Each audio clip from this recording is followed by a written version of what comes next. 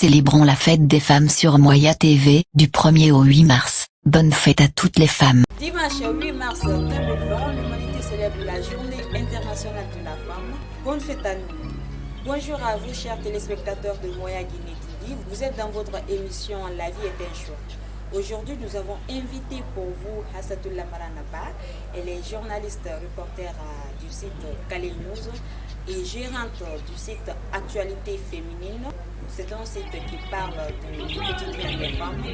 Elle est aussi auteure du recueil Le quotidien des femmes de la République de Guinée. Elle est également lauréate du prix Sadin 2019.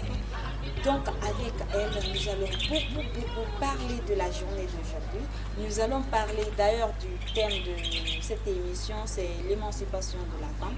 Donc nous allons décortiquer ce thème et elle va aussi nous prodiguer ses expériences, elle va nous parler de tout ça.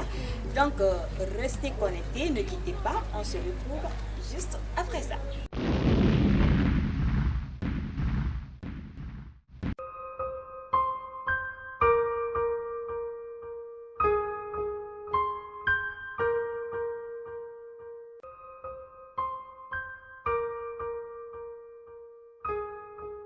Encore une fois, bonjour et grand merci pour votre fidélité. Bonjour Hassatoula. Bonjour Bangura et bonjour à ces milliers de téléspectateurs de la télé Moya TV. Et là, je rappelle que vous êtes reporter du site Calais News et aussi vous êtes la gérante du site Actualité Féminine. Et ce qui est bien dans tout ça, là, ce qui me motive beaucoup, ce que j'aime beaucoup sur vous, c'est du fait que vous êtes aussi auteur du recueil Le quotidien des femmes en République de Guinée. Voilà. Donc là, elle est non seulement reporter Boeing, et elle est écrivaine, et pas encore. Elle est féministe, voilà. Elle est entrepreneur. Donc elle résume tout sur la femme. D'accord. Et Hassatoula, l'humanité célèbre aujourd'hui, 8 mars, la journée internationale de la femme. Qu'est-ce qui vous inspire cette célébration? D'accord. Avant tout, comme je l'ai dit tantôt, je remercie d'abord l'initiatrice, Bangura, ma consoeur, pour cette invitation. Par rapport à une célébration, moi je me dirais que je ne suis pas dans ce cadre-là. Pourquoi? On célèbre quelque chose qu'on a gagné.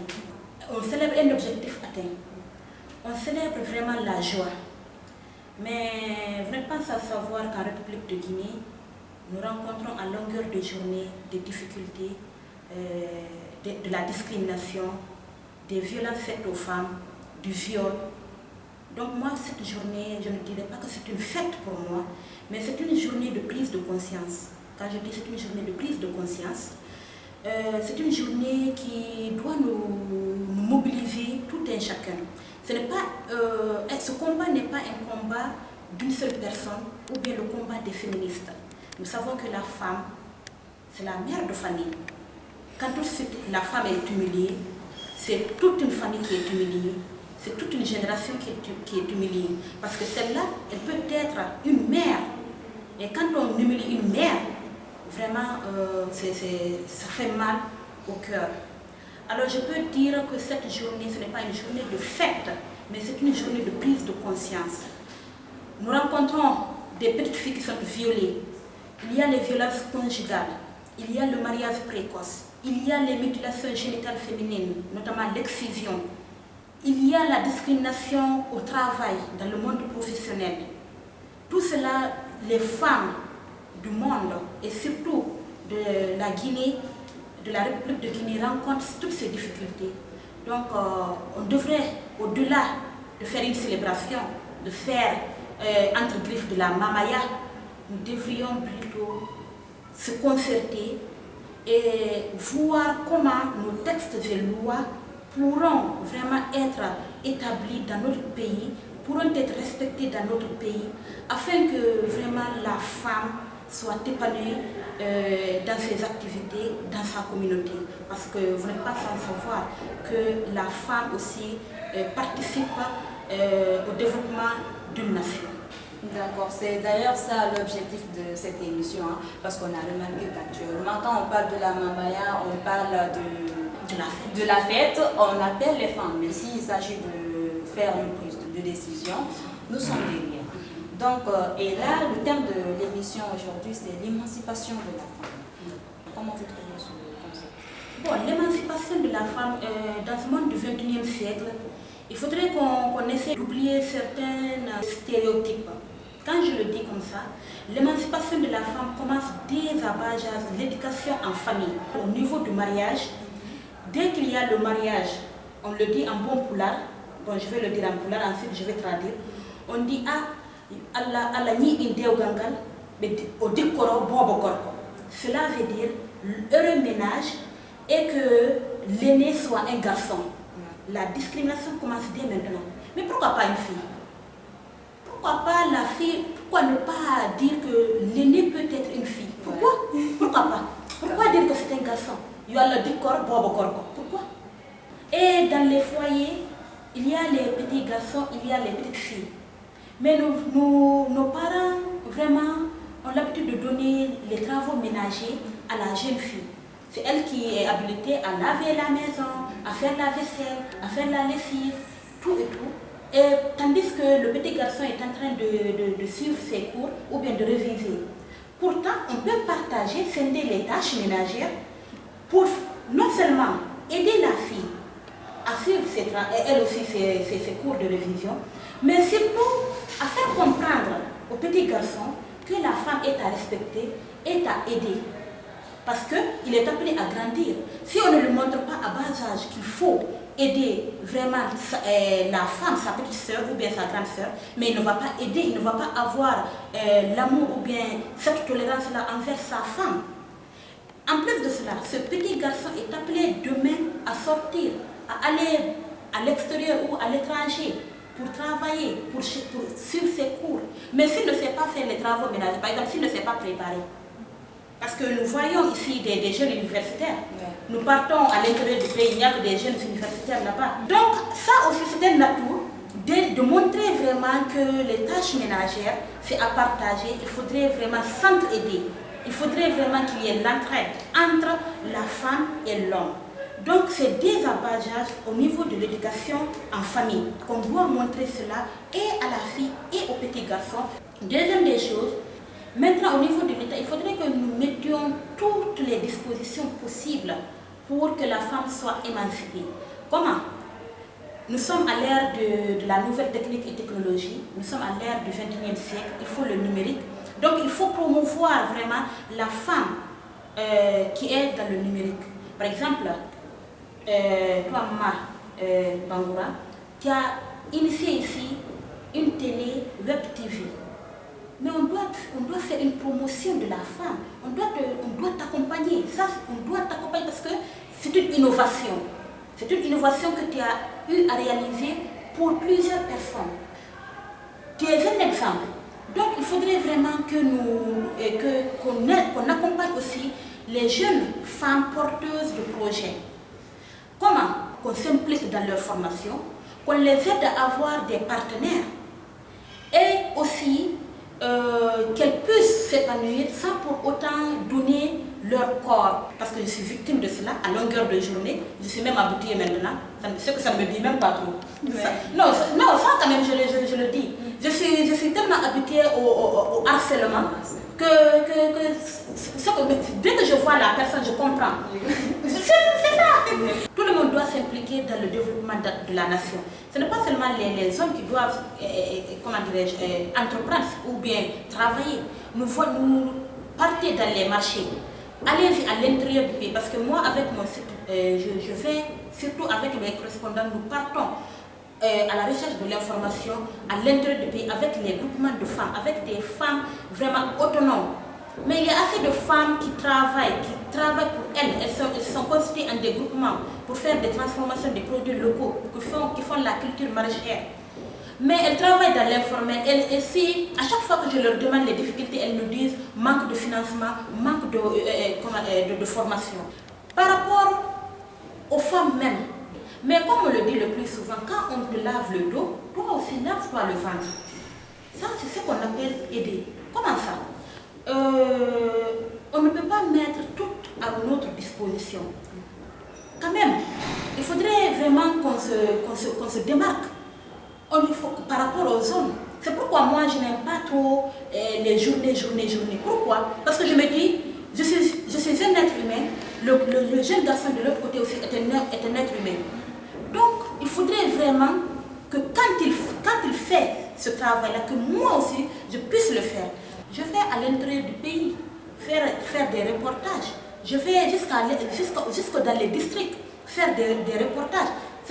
Ce n'est pas pour rester à Conakry ici faire des comptes rendus ou bien assister à des conférences de presse, mais je vais pour recueillir des informations. Mais c'est ça qu'on veut. On veut des femmes vraiment compétentes et compétitives sur le marché d'emploi. Il faudrait vraiment enlever ce complexe d'infériorité. Pourquoi ce complexe d'infériorité? Des fois, quand on dit vraiment il y a des reportages à réaliser à l'intérieur du pays. Bon, comme je parle de reportage, c'est le journalisme. Comme c'est mon métier, c'est ça que je connais. Bon, là, c'est notre reporter. C'est pourquoi je parle de reportage. C'est un exemple que je donne. Donc, quand je parle de reportage, je parle particulièrement du journalisme, mais c'est dans l'ensemble, c'est pour toutes les femmes que je parle. Donc, quand on dit vraiment à une femme de faire tel travail, on cherche tous les arguments du monde, on place. Mais s'il vous plaît, nous sommes dans un monde de compétition. Si toi tu ne peux pas, mais c'est une autre personne qu'on va prendre. Et là, on ne pourra pas parler vraiment de discrimination ou autre. Il faudrait vraiment, quand il y a quelque chose à faire, même si c'est compliqué, même si tu ne peux pas le faire, tu dis oui, je vais le faire. Efforce-toi, tu vas le faire, tu vas trébucher. Personne n'est né savant. Personne n'est né journaliste, personne n'est né président, personne n'est né ingénieur, personne n'est né agriculteur. On a fait une formation. Et puis encore, cette formation, c'est la rigueur, le courage. Pourquoi nous ne sommes pas représentatifs dans les instances de prise de décision? On peut voir ici vraiment ce poste ministériel-là, c'est bon pour une femme. Mais les autres qui sont derrière, elle aussi ministre, ça ne peut pas se passer. Donc elle passe par tous les moyens pour gâter cette chance-là. Et ce n'est pas normal. Ce n'est pas normal. Il faudrait qu'il y ait ce temps et l'entraide-là. Par exemple, toi, tu m'as invité à l'émission pour parler de cette journée. Il faudrait qu'il y ait cette complémentarité-là entre nous. Que tu fasses ma promotion et que moi aussi je fasse la même chose. C'est comme ça qu'on doit travailler, c'est comme ça qu'on doit s'entraider. Par exemple, il y a des ONG qui parlent de la femme, des ONG féminines. Moi, c'est quoi ma mission? Par exemple, c'est de réaliser des interviews avec elles, faire leur promotion. Elles aussi, même si c'est de chercher un partenariat avec moi, même si ce n'est pas le montant exact qu'elles vont payer, mais qu'elles me donnent quelque chose. Parce que tu sais, un site d'information évolue avec cela, avec les bannières et les spots publicitaires. Mais si vraiment chacune de nous reste dans sa coquille, vraiment le combat est loin d'être gagné. Ben oui, ça c'est clair, le combat est très très loin d'être gagné. En parlant même de vos activités, dites-nous comment vous vous sentez dans l'exercice de votre métier? Moi je me sens à l'aise. Même si je rencontre des difficultés, et j'ai même entamé cela tout à l'heure, je rencontre assez de difficultés. Comment d'abord, étant jeune entrepreneur, je vais auprès des personnes, surtout des hommes, quand je vais auprès d'eux pour demander un partenariat ou bien pour avoir vraiment un accompagnement. Il y a certaines personnes, il y a certains hommes qui se permettent vraiment de faire leur avance. Donc ça d'abord, ça me cœur.